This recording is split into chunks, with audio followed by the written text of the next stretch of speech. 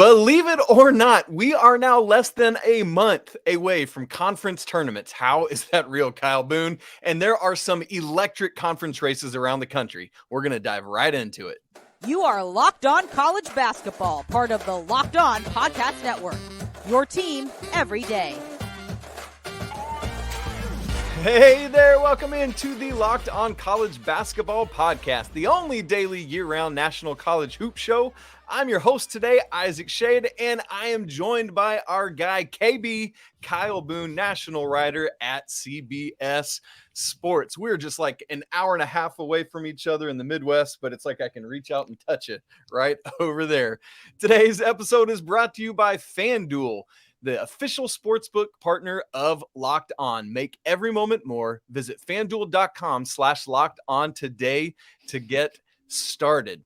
Well, we are going to talk some conference races, some other fun stuff, kind of our thoughts on some of the top 10 teams, as well as getting you ready for another awesome weekend slate. But Kyle, here's where we want to start today. As I said off the top, somehow, I don't know how we've gotten there this quickly, but there are now just 3 weeks left of the regular season, at least for the major conferences. I know we get some of the mid-major tournaments a little bit earlier, but what I want to do is take a little bit of a look right off the top here at some of the conference races that we are each most intrigued by. And I'm going to give you, my friend, the floor first.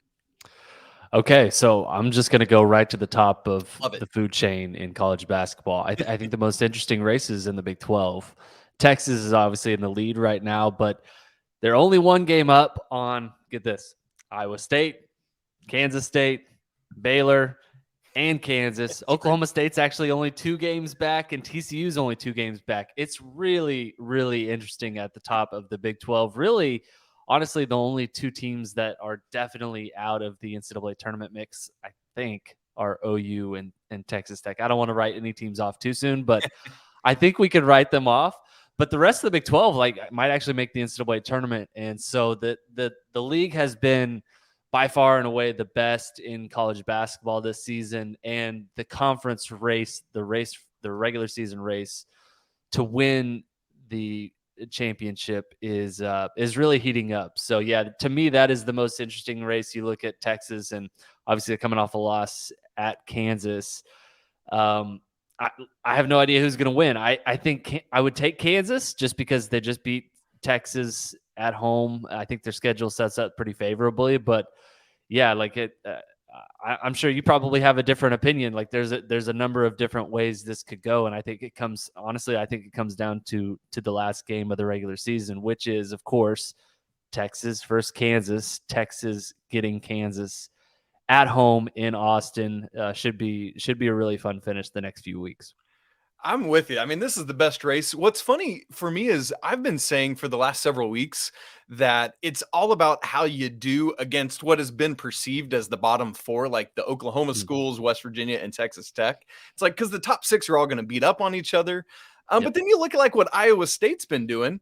They've now lost to West Virginia and Texas Tech, but then they're beating some of the other teams at the top. And so it's like, well, I guess that theory's done for, at least as far as the Cyclones are concerned. It's wacky, Kyle. It's wacky. And then, like TCU kind of falls off a little bit with Mike Miles being out. They just got Eddie Lampkin back. That'll be potentially huge this coming weekend. But yeah, I'm with you. I would ultimately take Kansas, both because of the schedule and just the precedent that they've set under Bill Self. It's like, until someone dethrones Kansas, they're not getting dethroned. And I know we've seen some changes there. If I had to take another team, I'm going to go off the radar a little bit and give me the Baylor Bears, who just got Jonathan Tchamwa back, who, like the further we get into the season with Keontae George, the more comfortable he gets with Adam Flagler and LJ Cryer and everyone. If we can eventually get JTT back into the starting lineup and maybe move Flo Thamba coming off the bench, come on. Yeah. And so if I was looking elsewhere, I'd give me Baylor. Now, Texas, what a rad story that would be for them, for Rodney Terry to take over midseason and then to ride that all the way to a Big 12 championship. That what a story that would be, and I'd love to see that. Yeah, and I love that Baylor's getting a shout out here. Chamo Chachua coming back, like he's looked pretty good Yeah. since returning. I know it's only I think 2 games, but Yep. yeah, just like the rich get richer a little bit for Texas. They've won 8 of their last 9, quietly one of the hottest teams in college basketball. And I think they started conference play 0-3, and you're like, what is wrong with this Baylor team? Easily one of the most I thought disappointing teams in college basketball. Now I think that probably belongs to Kentucky or oh gosh, there's a number of teams that North Carolina or yeah. Yes, absolutely, absolutely. So, but yeah, Baylor's really coming on strong. I think they have the best guards in the Big 12, and I think that's going to carry you a long way. Keontae George has really come on strong. Chamo Chacho is back. Flothamba's back. I think this team is kind of humming at a level that is going to be really hard to beat. And coming down the stretch, they have a road test this weekend at TCU, a team that is like walking wounded at the moment. Mike Miles has been out for a little bit. Eddie Lampkin has been back, but he's been hampered. I don't think and I think he's dealing with the right. I don't know if it's right or left, but high ankle sprain. So I think it's going to take him some time for him to get back to 100%. And so, yeah, you get TCU on the road. I think that could be a win. If you steal that one, then it gets really interesting because you get West Virginia at home. That has been like a top 10 team the last month. Like nobody's really talking about West Virginia, but they've really come on strong. And then the Kansas trip at Kansas State. That's going to be. I mean, if they can go 3-1 in that stretch, then I think I would take Baylor. But it's the next couple weeks, the next 2 weeks is going to be really, really telling as far as who's going to emerge kind of at the top of the Big 12. Man, it will certainly be fun to watch and love that we're getting probably the best race from definitely the best conference. Like what a perfect thing for college basketball to have this season. Elsewhere, listen, the Big Ten is Purdue. They're up 3 games in the loss column on anyone right behind them. But then we have 6 teams right behind them with 5 losses, and so the second place race in the Big Ten is really intriguing as of the time of this recording. Those 6 teams are Indiana, Rutgers, Michigan, Iowa, Northwestern, and Illinois. For me, Kyle, I would go with Indiana as the most likely to emerge out of that group. They've been playing the best. They do still have to go to Purdue. They still have to go to Michigan State, and so could be a 4-3-ish closing stretch for them. But that Big Ten second place race is really interesting to me as well. Yeah, it is. I think Michigan's standing at this point is a bit of an illusion. I'm not entirely sure Michigan's all that good. They've won 3 in a row, and I think people are probably buying some stock on the Wolverines, and I get it. But wins over, I think it's Northwestern to start this trip, and Ohio State, Nebraska. Like good 3 wins. You're winning, you're advancing, but I don't think this team is all that good. To me, it comes down to probably Indiana and Rutgers, or Indiana and Iowa, maybe. I still am very much high on Iowa. That's kind of an interesting to watch. But Indiana to me has looked like the better team, probably the best team, the best non-Purdue team in the Big Ten. Trace Jackson Davis, like going to be a first team All-American. I haven't made that decision, but I'm fairly confident that's going to hold. Just the way that he's played the last. I mean, the season has been fantastic, but he has completely dominated the last month plus for the Hoosiers. Jalen Hood-Schifino continues to come on strong. I believe we talked about him before, but a guy who was, had very highly decorated as a recruit. And the way that this Indiana team kind of is gelling, it's like they kind of understand that they can kind of, like Trace Jackson Davis is like the first half hammer, and Hood-Schifino just comes in and closes things out. Like it's a really interesting dynamic. That team is really fun to watch. And I was very much out on like the Mike Woodson hire. Did not think that would work, but it seems like they are starting to figure some things out. Don't think they're going to win the Big Ten. Obviously, nope. I think that's going to be Purdue.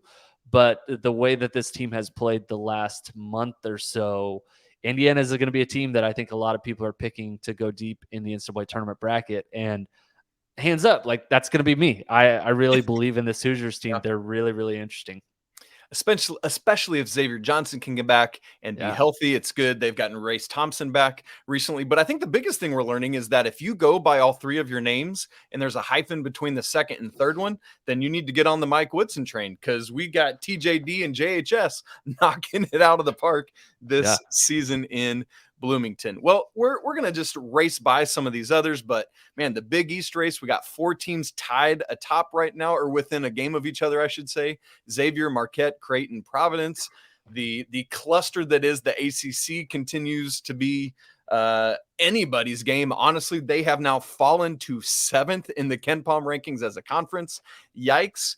The Pac-12, we've been saying all along, is UCLA or Arizona. The curious thing for me down the stretch, can USC squeeze in to that top 2? I don't think it'll happen, but watch it. And then, of course, out west, can St. Mary's hold off Gonzaga? All they got to do is win 5 out of their final 6, and they will do so. Going to be fun down the stretch for sure. Kyle Boone, I'm sure we will talk more about these conference races. Wait, we got to get your take on. I need your Big East takes for sure, because that to me is like easily the third most interesting race in conferences moving forward. I mean, Xavier's up a half game over Marquette. Marquette has been completely on a roll the last month. Really, they're up to number 10 in the AP poll.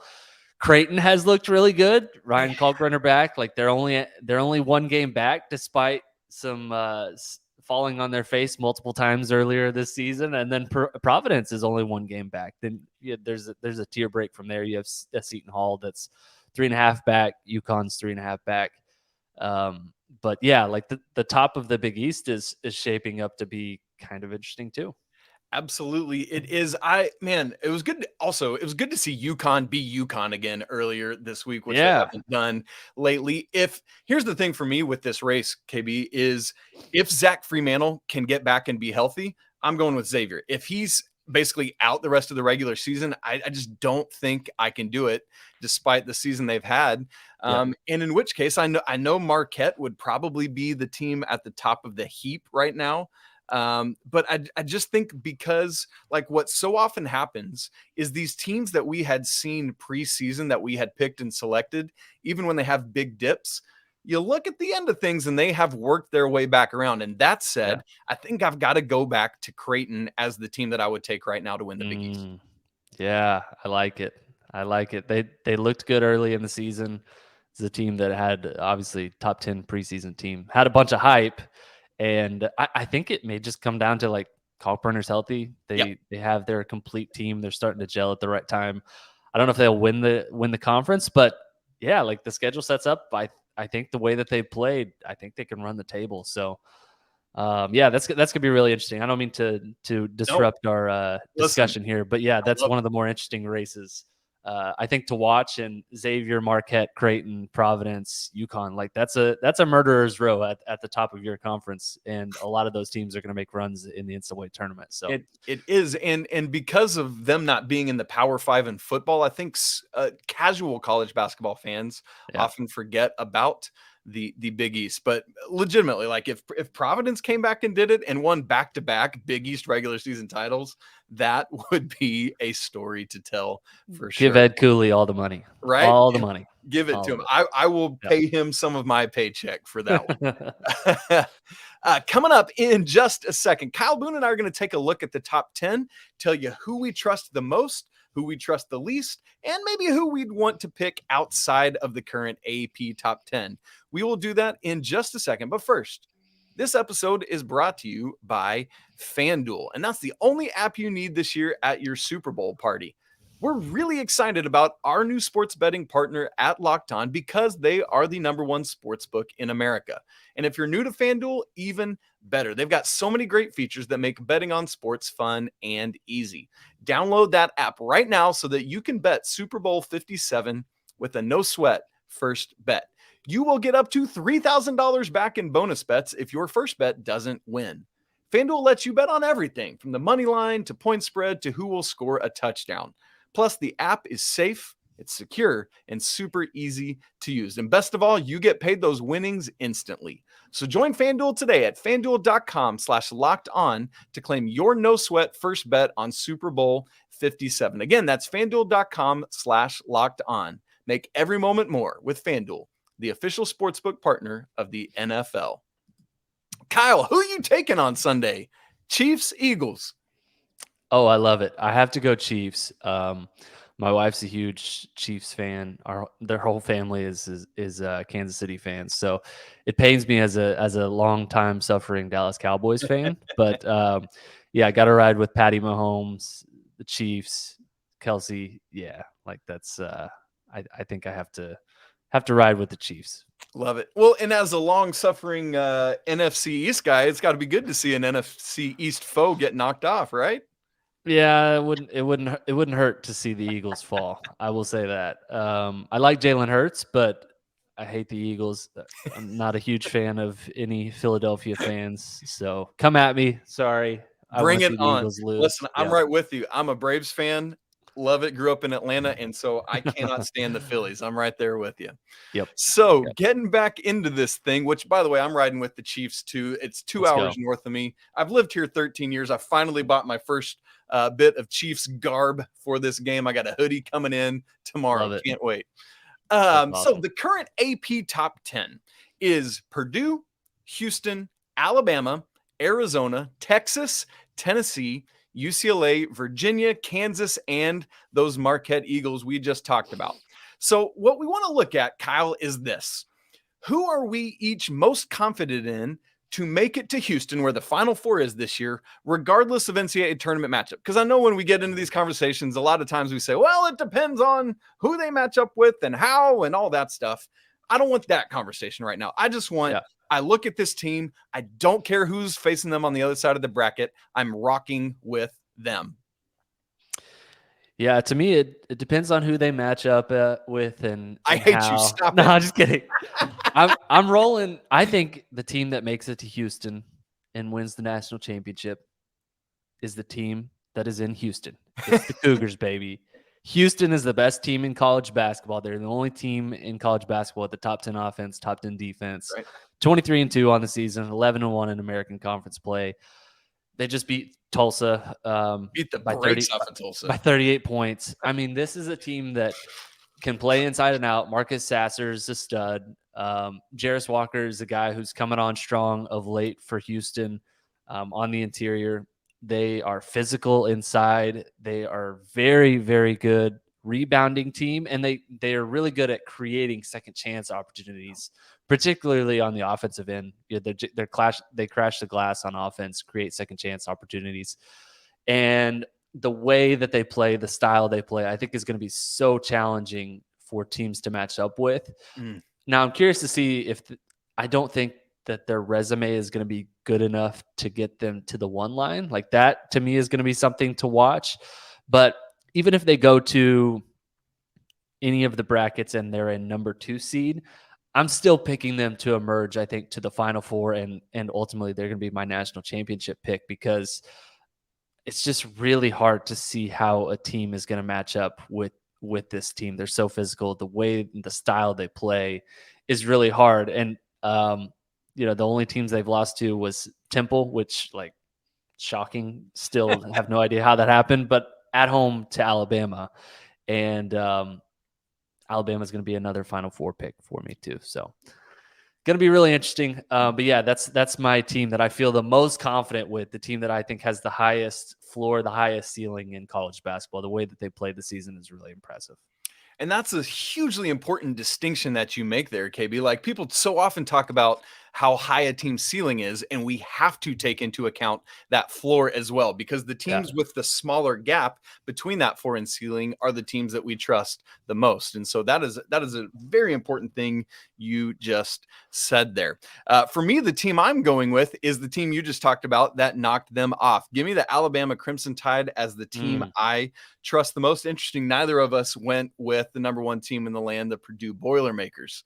For me, with Alabama, part of what makes it is that if this was last year, I wouldn't trust them, because to me that floor was lower last year because the defense was not what it had been 2 seasons ago. Whereas this year, Alabama's defense is actually rated more strongly at KenPom than their offense. They are 6th right now in defensive efficiency. And so because they have that to mitigate a game where their 3-point shooting might be off, which we know Nate Oates' teams rely so heavily on, I just believe in it. And unlike somebody like Jabari Smith last year, at least to this point, I really haven't seen that kind of drop off from Brandon Miller, even as we've gotten into early February. And it still might come, right? Let's be honest about that.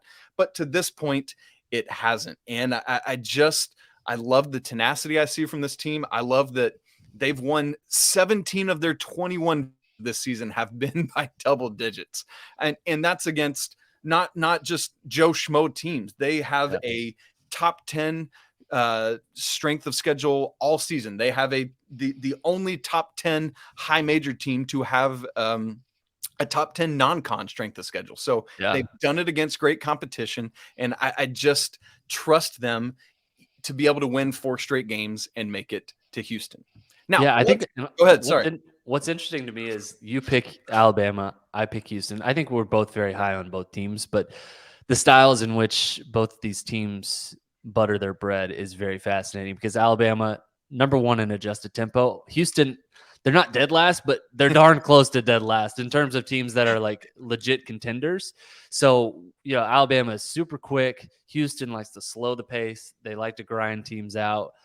It's just a fascinating dichotomy, because you can win multiple ways. It depends on how your coaching staff is, how your roster is comprised. But yeah, like both of these teams being contenders, and the way in which they play so drastically different. Like I'm here for Alabama being a 1 seed and Houston being a 2 seed, and them two meeting in the NCAA tournament. Like that would be a very fascinating game. Obviously, we've already had that. It already happened on December 10th, and Alabama won that matchup, but it was a close game. And would be very curious to see how they would match up again, because Kelvin Sampson, I think, one of the best coaches in college basketball. So, yeah, 2 teams that I think we're both very high on, and for different reasons. Very interesting teams. And hopefully the committee will recognize and give Houston that 1 seed, and we wouldn't be able to see them play until in Houston, which would be an interestingly decided advantage for that team playing so close to home. Let's flip the coin to the other side, KB. In this top 10, whom do you trust the least to make it to Houston? Yeah, so I peeked at your answer, and you can steal it, man. It's okay. That was also my answer. I won't steal the show, because I do have another one that I'd like to pick. Okay, fine. It's Virginia. Ooh. The ACC is bad. Virginia is not as impressive as everyone thinks. Yes, they are currently tied atop the ACC standings. They're 10-3 in ACC play, but not impressed with this Virginia team. Another team that kind of similar to Houston. They're very, very, very slow in the way they play. This offense is actually better than I think people give it credit for. You associate, I think, Virginia with like very slow plodding pace, and they slow things down because they want to play defense. And yes, this is a pretty good defensive team, but offensively, I don't think they get enough credit. That being said, like I just don't trust this team. I don't feel like they have the size to match up with, to be like completely matchup proof. And I think more physical teams will be able to have their way with them. They faced off against Houston, who we talked about ad nauseum already, and they lost to Houston, and that was in Charlottesville, I believe. It was. And so I think a lot of people, it's possible in a few weeks we're going to say Virginia, the regular season ACC champion. Like, yeah, the ACC had a bad year, but they did win the ACC. I would just put some caution to the wind, because I'm not entirely sold on this Cavaliers team. I know it's like in vogue to fade the Cavaliers because of the style of play that they deploy under Tony Bennett, but yeah, I think it's warranted this year. Yeah, I think it is a little bit warranted. We'll have to see how the bracket unfolds, obviously, Isaac. But yeah, I think I may be ready to fade Virginia in the NCAA tournament this year. Yes, I was so close to picking them for mine as well. You put somebody with any kind of size on Kihei Clark and let Yeah. them go to work. I tell you what, I went all in on Tennessee on yesterday's show and how I will not have them in any Final Four this year. I do not trust them. I do not trust this offense. And so we all know that. And so neither of us are going to give that answer other than that was both our answers. So let Yes. me also give a separate team. And I'm going to give that Marquette team that we talked about earlier in the Big East conversation as a team that I trust the least. And this is part of why I don't select them as my Big East champion. Is they're the flip-flop of Tennessee. That offensive efficiency is so good. Fourth as of this recording at KenPom. But the defense, KB, is 60th in KenPom's defensive efficiency. Yeah. I cannot trust that type of defense in a one-off tournament to win 4 games in a row. I just don't see enough consistency from it. Hear me. I love what Shaka Smart has done this year to be able to put this together after losing someone of Justin Lewis's caliber. Like, my goodness, right? Yeah. But that doesn't mean I have to pick them in my Final Four, and I can't. Okay, now very quickly, because I know we've both got daddy duties we got to get to today because we love That's our right. children. Let's just quick drive by on if you were most confident in a team outside the top 10, just the team and maybe one sentence why. Ooh. All right. So pulling up the top 10 here, I think I would go. We've already talked about them, so I don't want to double dip, but I will go Baylor. Looking at Baylor's KenPom page now, number 1 in offensive adjusted efficiency. Like that's a wow. To me, that is very, very much representative of how this Baylor team has been able to find success the last few weeks. Their guards are elite. They're not the best 3-point shooting team like I believe they were a few seasons ago, but they're competent. They have guys who can make plays, who can dish it out. I think their offense is obviously humming at a good level. I think defensively they're a little bit better than what the metrics show. So, yeah, like I would put Baylor almost in the same category as Texas and Kansas in terms of how I view their tourney prospects. So, probably a team that, because they have risen late in this season, a lot of people have maybe just kind of blown them off or overlooked them. But Baylor, to me, a team that people are probably sleeping on, and I think has a chance to make a real run this postseason. That was my team as well, so we won't waste any more time on it. But I'll give you this fun anecdote. Last on Wednesday night after Baylor's victory, I said something similar like, "Do not sleep on the Baylor Bears." And just not even thinking about the image of that. And I got some messages, people blowing me up of like, yeah, I already know that it's actually bad life advice to sleep on a bear. So I really appreciate you letting me know that. So Calhoun, never sleep on a bear. I'm going to add one. Yeah, exactly. I'm going to add one. My next submission is going to be St. Mary's. And this was my runner up. And it's one of those things where like, St. Mary's, they have the second longest win streak in college basketball. They've won 12 games. They just beat Gonzaga at home. And still, I think people are like, well, they beat Gonzaga. Gonzaga isn't what it usually is. The guard play at Gonzaga isn't what we've come to expect. And also, they beat them at home, and it was in overtime. But like this St. Mary's team, like legit, might be the best one that Randy Bennett has ever had. And Aiden Mahaney's coming on strong. They're 21-4. They have not lost in WCC play. So just a team to watch. Like the metrics absolutely love this St. Mary's team. They're number 7 at KenPom. I have to look at Bart Torvik, but yeah, they're number 5 at Bart. Yeah, 5 at Bart Torvik. Okay. So like the predictive metrics are very much in on them. This is not like a fluke 21-4. And whether they win the WCC or not, like I think this is a team that will surprise some people. Like can win multiple games in the NCAA tournament. Well, I will go ahead and be that bold to say they will win the WCC. I don't know about the tournament. I don't know about Zags Vegas and the WCC tournament, but they're taking that regular season crown. No. Okay, folks, we are short on time, and we do want to give you a quick run around the nation for some stuff on Saturday. We'll do that in just a second. Okay, looking ahead to Saturday, We do not have the loaded matchups that we did last week of 6 games featuring ranked teams. That was wild. But we do have some great matchups, including, Kyle, what I think is the best window of the day, the 2 o'clock Eastern window. There are 31 division games tipping off, at 2 o'clock Eastern. Let me give you what I think are the most intriguing 5, and give me which one you would pick to have on primary screen. I know we're all going to have multiples going. Here are what I think are the most 5 intriguing. UConn at Creighton on Fox.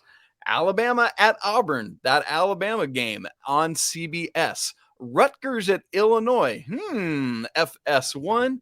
Clemson at North Carolina. This is the first game at UNC since Clemson ended that 59-game streak. And then kind of off the radar a little bit, but SIU, Southern Illinois at Drake on ESPN, which are 2 of the 3 teams currently tied atop the Missouri Valley Conference. Yeah, totally not biased take at all. Alabama at Auburn, 2 p.m. Eastern time on CBS, America's most watched network, as Gary Parrish would say. It's the network of stars. I actually do think that will be on my primary screen, not because CBS pays my bills, but like that is to me the most interesting game of that window, because I think I'll be picking Auburn in that game. And we've pumped up Alabama quite a bit, right? But Auburn at home has been really good this season. I think that the way that they played the last week or two has put some people off, and I get it. You lose on the road to Tennessee, on the road to Texas A&M. I think people are off of them, but nearly beat Texas A&M. We're very close to toppling Tennessee in one of the ugliest games in college basketball history. and so that one is going to be really interesting to watch. I think Alabama will get a good test, and I would pick Auburn in an upset. The other one I'll just mention here, it's it's Clemson at North Carolina. And to me, this is like make or break for North Carolina. I really do believe it's like win or go home. Like North Carolina's lost 3 in a row. They're trending towards the bubble, and maybe they're on the wrong side of things. We'll see how things shake out the next couple of weeks. But like preseason number 1 team has never missed the NCAA tournament. That is very much in play for the Tar Heels right now. Absolutely in play, yeah. And Clemson's a pretty feisty team. Like it would not. I mean, like historically, they're not very successful in Chapel Hill. 1 in 59. 1 in 59 in Chapel Hill. Thank you very much. And so, like, the odds are probably not in their favor. I'm just saying, like, keep an eye on that, because the way that North Carolina has played the last, week plus, coming off the road loss to Wake Forest, it was only 92-85. I still can't believe that, because I think they were down like 78 points in that game at one point. And there's just some bad vibes around this North Carolina team. So I'm here to watch the train wreck that is North Carolina at the moment. If they get back on track and get a win, I think it'd be huge for them moving forward. They really, really need it. And then they host Miami on Monday night, just 48 hours later. A big 3-day stretch for the Tar Heels. Very excited for that front court matchup on Saturday of PJ Hall and Armando Bacot. Should be a lot of fun there. For me, the game in that window that I'll take outside of those 2 is UConn at Creighton. We talked about UConn earlier in the week, looking like the earlier season UConn again. But then as Creighton's coming back alive, they have to win a game like this if they want to have a hope of winning the Big East regular season. Should be a great game. Yeah, I'm looking forward to that one. That one will definitely be on one of my screens. I gotta figure out how I get multiple screens. Yeah, a lot of good basketball in that 2 p.m. window for sure. Phone, iPad, laptop, whatever you need, do it all. In the 4 o'clock window, just a couple others to note, and then we'll get out of here. Duke at number 8.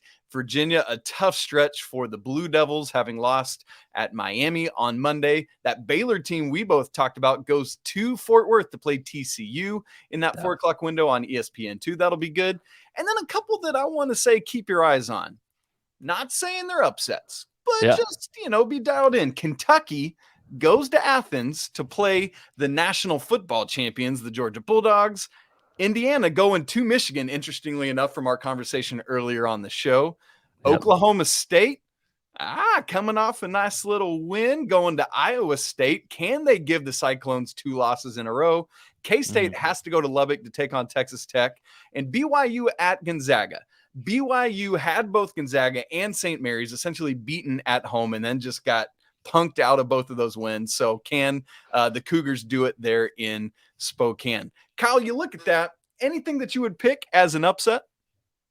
Yeah, to me, Oklahoma State at Iowa State, very, very interesting. Iowa State's been a different team at home this season, and historically, I think that's true. Hilton Coliseum is a very distinct advantage in college basketball, but this Oklahoma State team's been really, really good.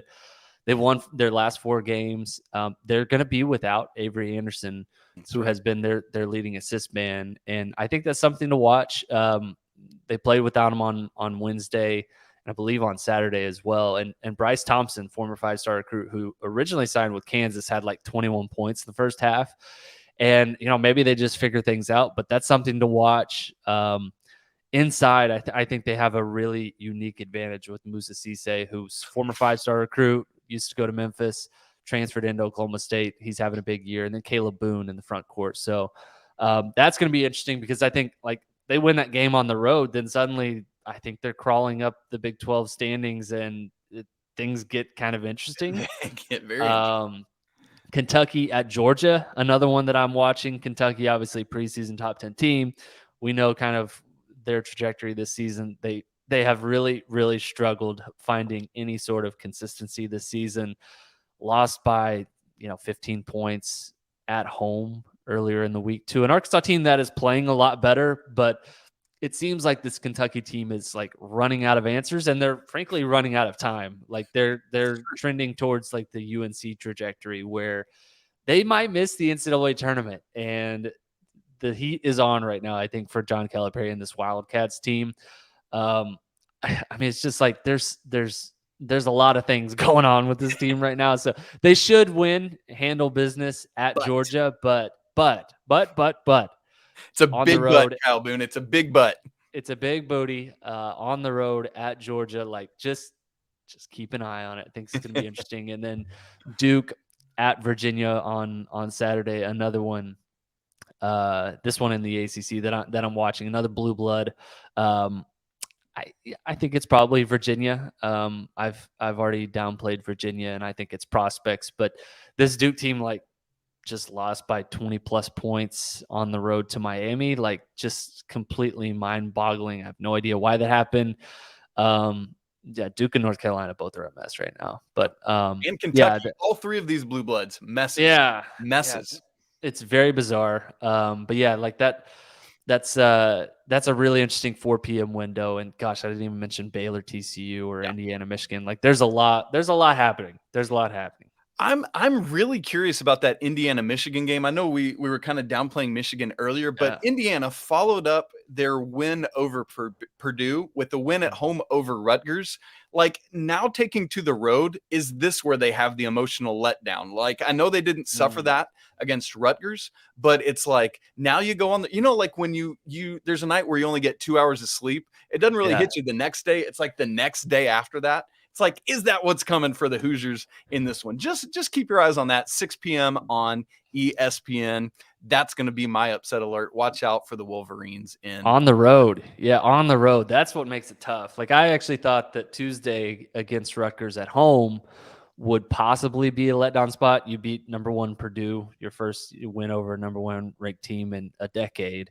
And they handle business and do it pretty decisively. But yeah, on the road, this Michigan team, as we mentioned, is playing better basketball. And so yeah, that's definitely a spot where Michigan could pick them off. I like that potential upset pick there. Let's watch for it. It'll be fun. Coming up on Monday, friends, Andy Patton and I will be back with you to recap the weekend, give you our brand new top 5s, and we'll close things out with our 6-pack from the weekend. Big thanks to Kyle Boone for joining us. As always, love it so much. Please don't forget to subscribe to the show, smash the like button, and leave some comments on your thoughts on this weekend's matchups. As always, my apologies to the Lawyer family, and until next week, we'll talk to you then. Peace.